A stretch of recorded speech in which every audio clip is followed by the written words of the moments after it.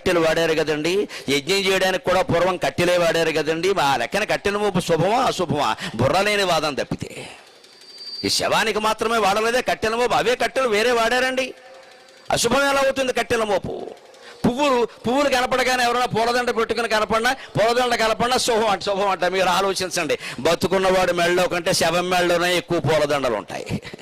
మరి పువ్వులు శుభమా అశుభమా? ఎలా చెప్తారండి పువ్వులు శుభమని, కట్టెలు అశుభమని? పువ్వులైనా కట్టెలైనా శుభము కాదు అశుభము కాదు, అంతా మన మనస్సు చేస్తున్న మాయ.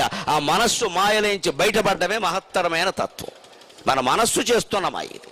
మనకున్న పిచ్చి నమ్మకాలు విదేశీయులకు ఉండవు. అలాగని వాళ్ళు గొప్పవాళ్ళు అనుకోకండి, వాళ్ళకి వేరే పిచ్చి నమ్మకాలు ఉంటాయి.